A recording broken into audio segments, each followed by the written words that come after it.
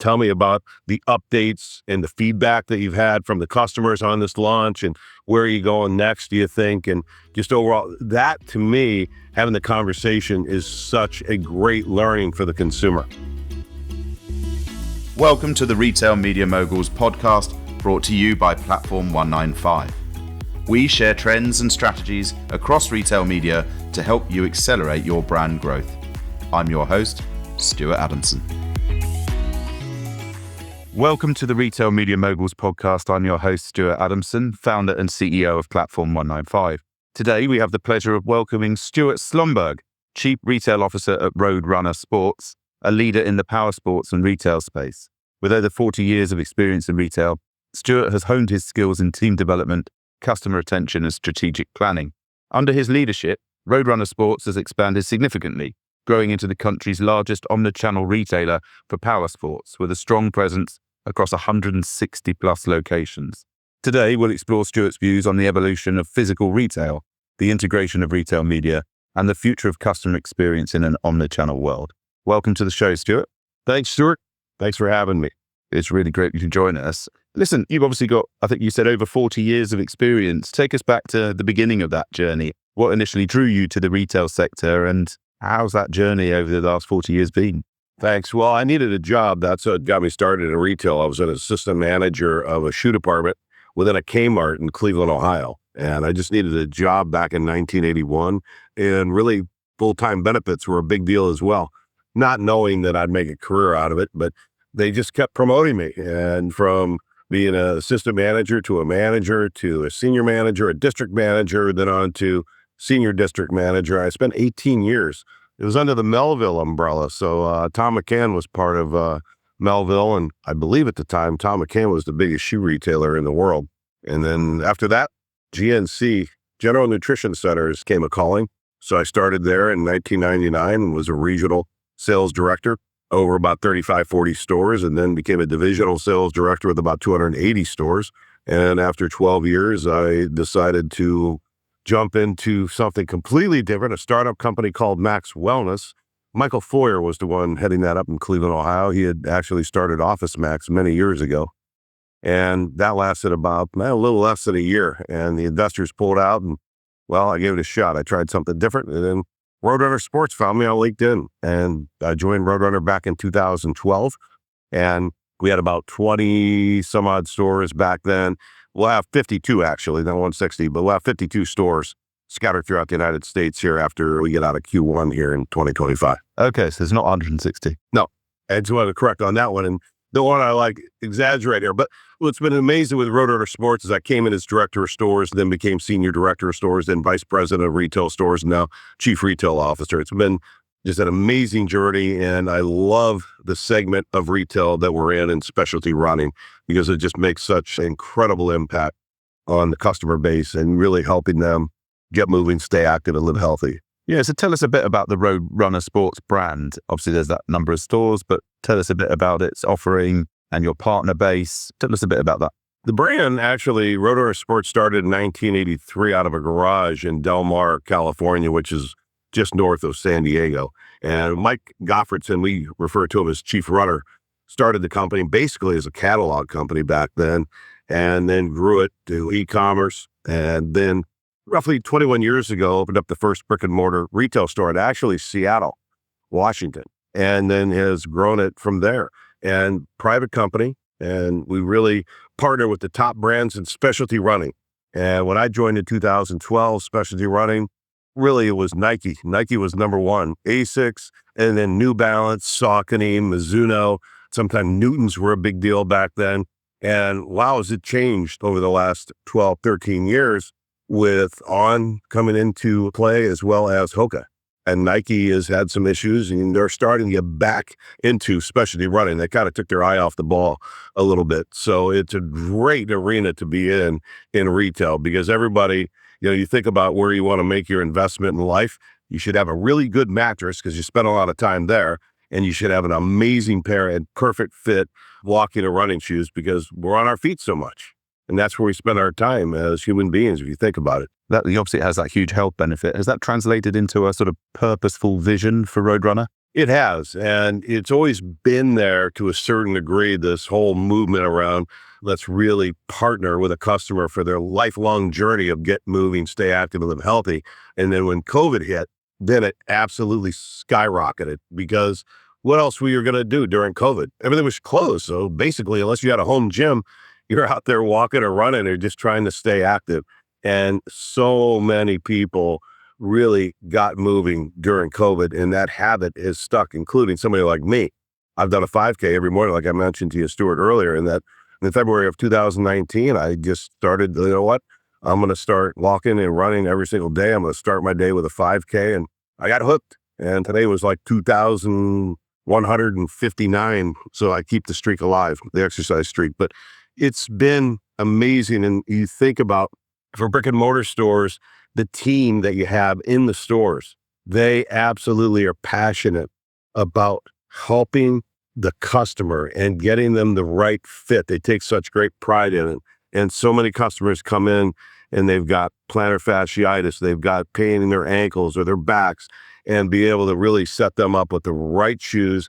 We call it the perfect fit with the right insoles, the right socks. It's life-changing for so many. It really, it's a beautiful thing. Yeah. And how do you bring your partners into that scenario? Do you train your staff up then? Do you get your partners in to talk to your staff about that? We do. And we want them in as often as they can come in with their tech reps. And what a difference that makes when they come in, they talk about right now, anytime there's a new launch, like right now with Hoka, with the Bondi, somebody coming in from Hoka, spending time with the teams, letting them know about the updated version of the Bondi. And then many times they'll seed the team. So they'll give the team a pair of the latest shoes and the teams love it. And hey, you can't get better marketing than when you walk into a store and the whole team's wearing your Bondis. Absolutely amazing. So what's the weighting between in-store sales and online sales then? Is it largely in-store? With companies specialty running, it's interesting. It really is more in-store as specialty running as a whole. You got about 850-ish specialty running stores scattered throughout the United States. And if you know exactly what you want, you can order it online. That's a very transactional experience. But when you go into the stores, it's a whole different experience because you're able to try on different shoes, whether you're trying on a Brooks or an Asics, Hoka On, Nike, New Balance, Saucony, Mizuno, Ultra. There's just a lot of different brands out there. So that experience is very different in the stores. So I would say that in general, specialty running, it's probably more along the lines of 70% brick and mortar and 30% e-commerce. And I guess, if you bought a pair of trainers that you really like, you can then go online and repurchase the same. So how are you keeping those customers engaged in store then? You've obviously got them in there. You've got great staff who are trained. How else are you sort of keeping them engaged in there? How are you making that experience different? Asking questions and getting to know your customer. Asking questions such as, what are your activities? What are your goals? So many customers come in and they don't consider themselves runners. And so many of them are. Just getting out there. Some are weekend warriors. Some participate in a 5K, 10K, half marathon, full marathon. But it really is understanding what the customer's needs are, and you let the customer drive. And I tell this story in regards to just the customer experience. I remember I was in Ohio. I needed a belt. I forgot my belt. And this is back in the day when I was with GNC and you had to wear like a suit and tie. And thank God for Roadrunner. This is my dress code here. At any rate, I go into a men's great store, and I go in there and I'm like, I need a belt. And they have a sale going on at sport coats. So naturally shows me the sport coat, tells me about their sale, which I get. I understand that's the kind of what, they want to promote, but I just want my belt. And it was so painful to just get my belt that he would not let me drive. I'm the customer. And the way we teach our teams and our approach is so critical. Stuart, if you come in, I want to know what you're doing and what your goals are and what your activities are. And really, what are you looking for? Because we are consultants, not salespeople. It's a very consultative approach at Roadrunner Sports, as it is in many of these specialty retail stores throughout the country, and really understanding what your needs are, what your mileage is, what your activity is. Are you playing pickleball? Are you looking for cross training? Not about just selling a Asics shoe or a Nike or a Brooks, because that's my favorite. I love all these brands. I try them all. but really allowing the customer to drive. And it is the experience that makes all the difference in the world. And that our success at Roadrunner Sports really is the team and team first mentality and the leadership from the executive level to the director level to the district is servant leadership and the approach and how we treat our team and how we take care of our team, which then blossoms into taking care of the customer and understanding that approach and having a team that's engaged that'll engage the customer and keep them coming back and tell others. Yeah, I'm a huge advocate of servant leadership. I think it's absolutely the way businesses should be run. You've got to help them, help the customer. Totally. So talk me through, obviously, we are the Retail Media Moguls podcast. Talk me through the retail media piece. Have you got sort of retail media opportunities within the stores and online that you're offering to your partners like ASICS? Yeah, thanks, Stuart. And this is one where we have been, since 2012, we've ramped it up significantly. But for years, it's really just been more grassroots, bringing in packet pickups, different events, having events out of our store locations. Typical back in 2012, 13, 14, 15, email. We still send out to this day, just not at the number, catalogs, where we'll partner with some of the brands and do some catalogs. And believe it or not, they still work. You just have to have the right strategy and make sure you're sending them to the right audience. We also now have a studio here at our support center where we're able to do some really high quality recordings and get it out. YouTube is one that we use quite a bit. When you look at social media and Instagram and Facebook, and there's a lot of different ways to get the message out. And this is one where we've really built over the last, I would say 18 months, a really dynamite team. And we're just now starting to really get this rolling at the level that the vision that we had. And tell me a bit more about that vision. What is the ultimate end game in that scenario? But there's no end game. What about utopia? It's brand recognition. We've been in San Diego. We started in the San Diego area in 1983. And it is amazing to me, the San Diegans who grew up here, who still do not know who Roadrunner Sports is. And what a shame, because what we're able to do, the positive impact we can make on each customer, the positive impact that we can make within the communities. So this is one where, again, store number 51 opens up in about over 4 or 5 weeks. Store number 52 is opening up by sometime in March. And we're growing, but we're growing smart in that when you start growing too fast and you take on a lot of debt, then that changes things. So you got to be strategic and smart about how you do it with your growth and make sure you know the right locations. So how do you build the community and really get your name out there is the brick and mortar retail store and then the web that kind of work together. And you'll increase your web business when you increase your store count. So that really, they play off one another. I think that the community is our number one focus and really partnering with the high schools and the track coaches, partnering with as many different businesses that we can. And this is one that we've been ramping up as well. So that's kind of that grassroots side, attending different expos, getting the packet pickups, having events coming out of our stores. Now you're starting to embed yourself within the community. Then there's the social media is a big one on how you do that. And there's like a science to making that work, which is not my wheelhouse. My wheelhouse is the brick and mortar retail stores. But I can tell you in our stores, and I would say this is the case for most of the specialty run brick and mortar stores throughout the country, is my friend told me to come in and get fit. Because when you go to other retailers, their business model is different. When you go outside of specialty running, you're not going to get that high touch customer experience. They're not built that way. So if you go into a Dick's, for example, I love Dick's. I love their House of Sports. What a great company. And I mean, they're huge and they do so well, but it's more transactional and less experience. So when a new shoe comes out, you go back and they've done a really good job as far as having enough team members in their stores to go grab you the shoe. But beyond that, you're not going to get that high level of experience that you get at Roadrunner Sports or Fleet Feet or Big Peach down in Atlanta or Naperville Running or Salt Lake City in Utah. These are really good specialty run stores where you get that high touch, and your team members in all of these stores have great knowledge in regards to what would be right for the customer. Yeah.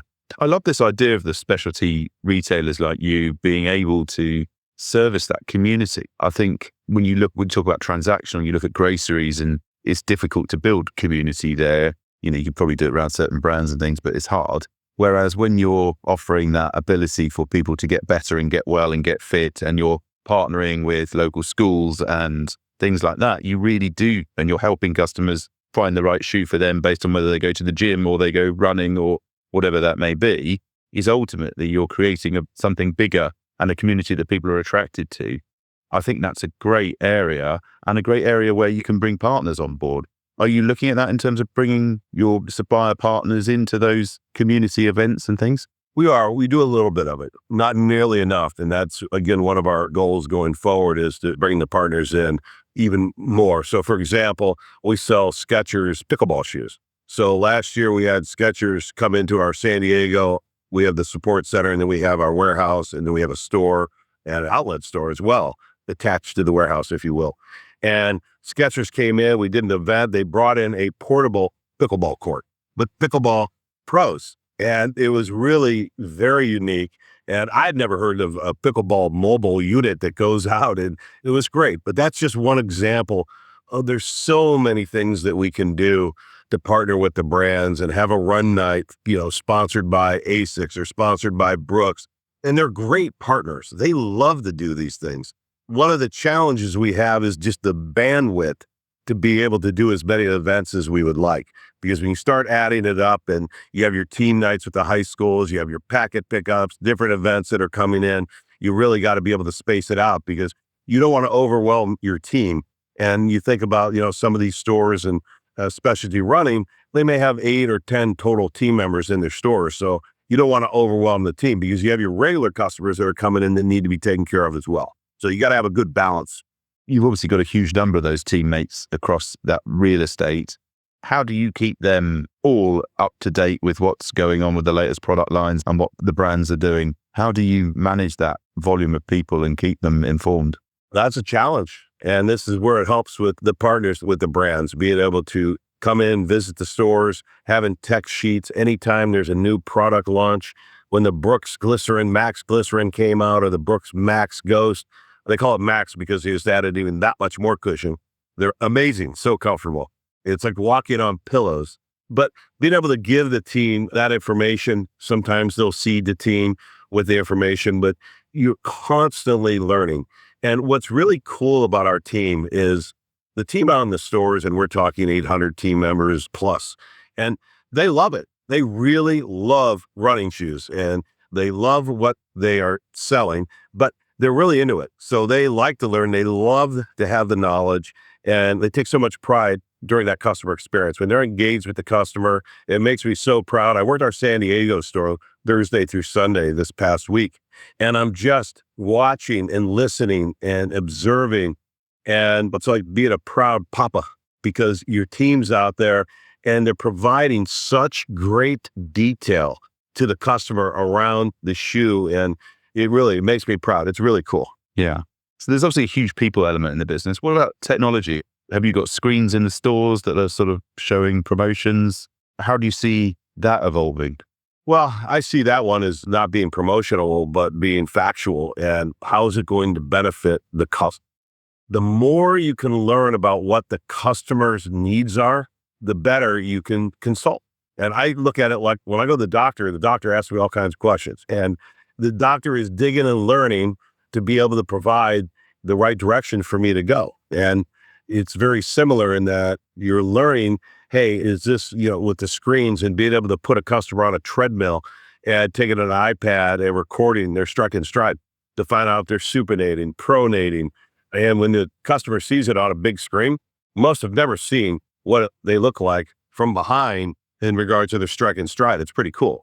And then having the technology that we have, we don't use Brannock devices in the stores. We actually put them on what we call a fit finder, and you just stand on it and it measures your feet and measures your arches, and being able to show the customer that as well, because we get their true size of their foot. And then we're able to go from there, because typically you go up either a half, full size to get the right shoe for them. So the technology is a big piece of it, but we also ask the customer a good amount of questions. And we ask questions like, you like your shoes to fit snug, or you like a little extra room, you like them roomy.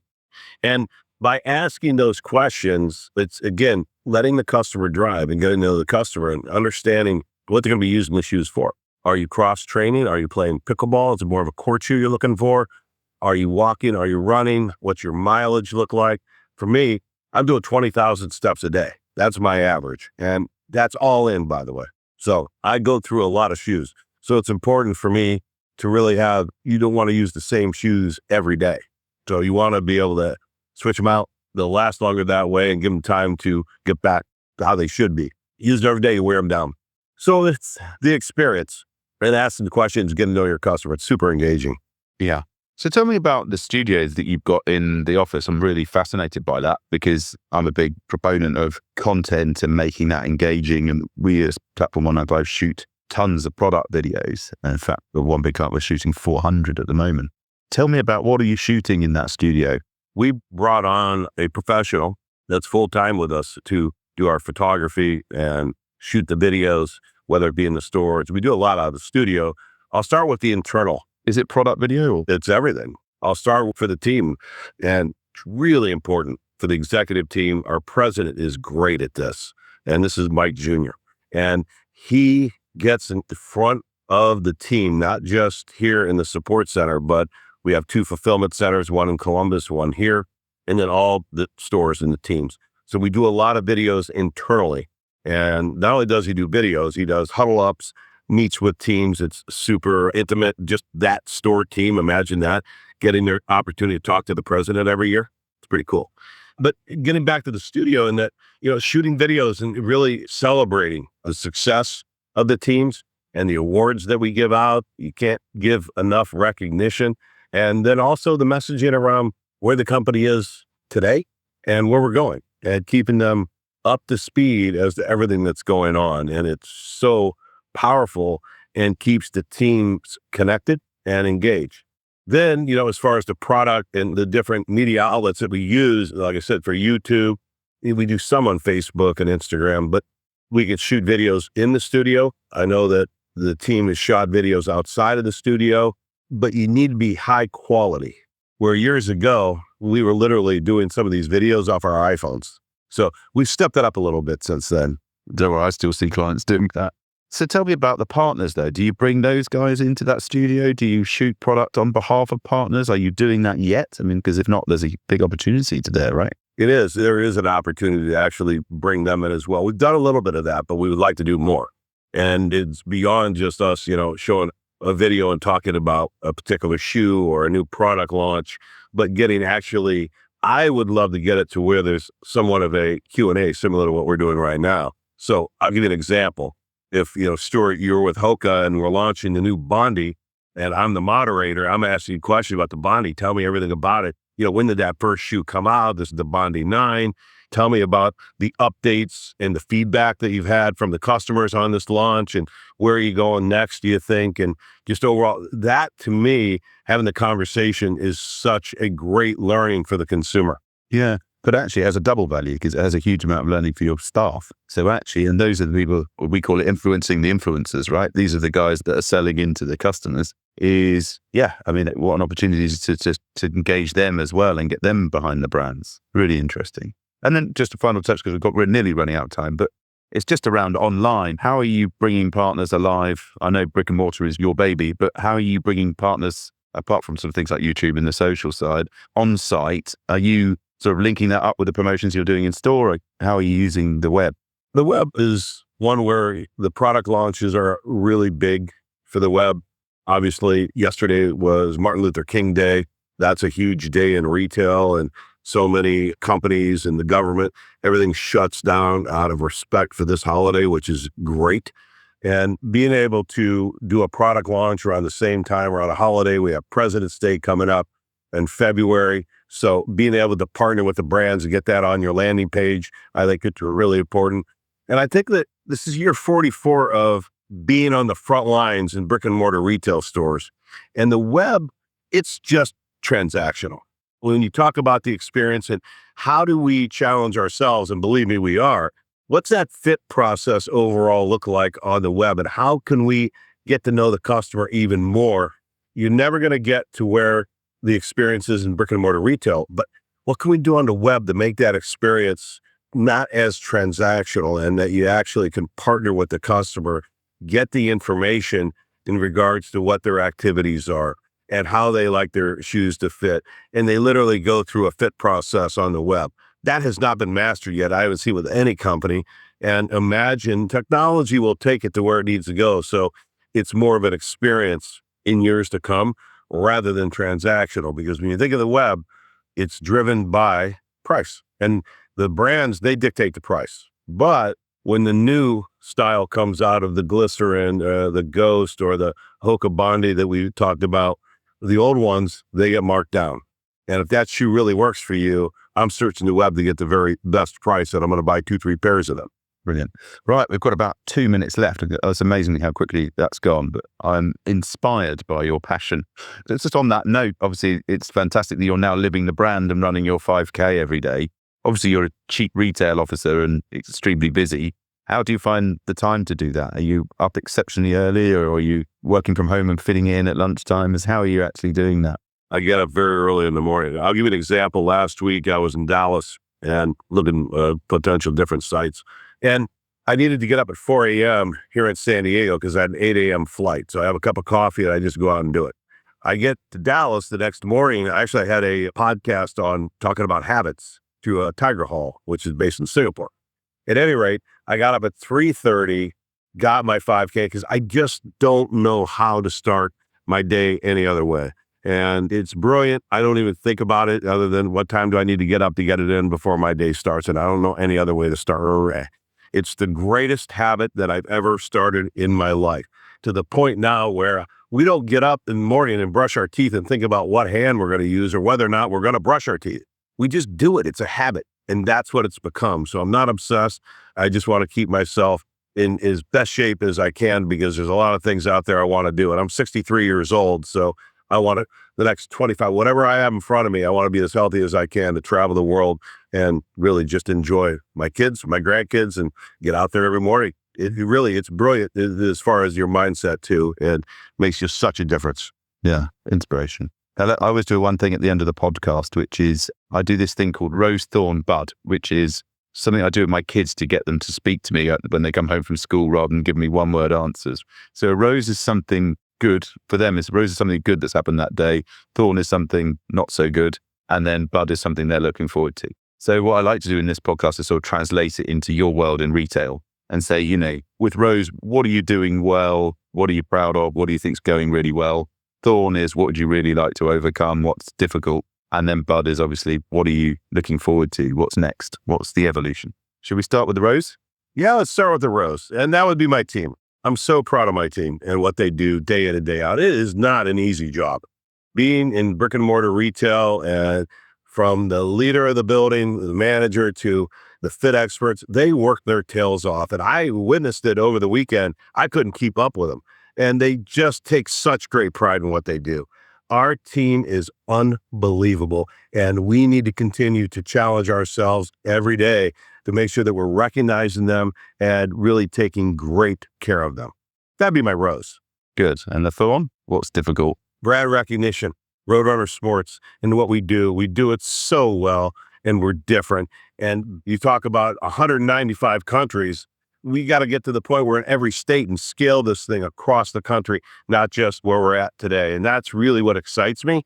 But that's the Thorn, and figuring that out and having that strategy and then executing the strategy and executed it flawlessly. Brilliant. And then the Bud, what are you looking forward to? What's next? I really think to continue to grow and scale, and it kind of goes along with the Thorn, but then turn it into we need to open more locations, and that's exactly what we're doing, and we're going to do it the right way. I can't tell you how many times we get letters from customers saying, "Hey, I'm in North Carolina. Y'all need to open up a store here." And we had so many customers that are visiting San Diego because it's such a beautiful place. I'm like the luckiest guy in the world to be able to live in here and doing what I do for a living, which is I just love it all. And that they come here and they visit and they make it a point to come to the mothership, the world's largest specialty running store in the world.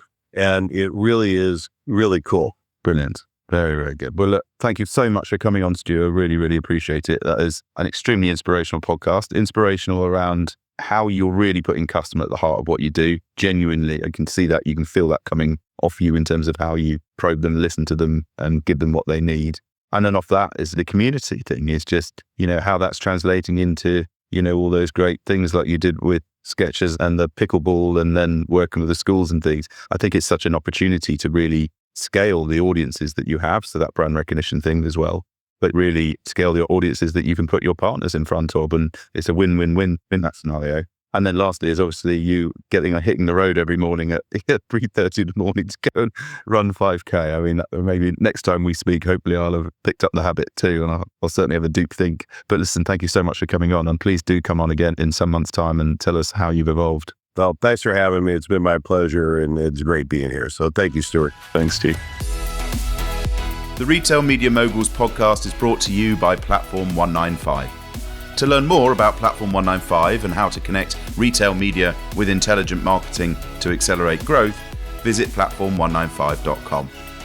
And then make sure to search for Retail Media Moguls in Apple Podcasts, Spotify, and Google Podcasts, or anywhere else podcasts are found. Make sure to click subscribe so you don't miss any future episodes. And on behalf of the team here at Platform 195, thanks for listening.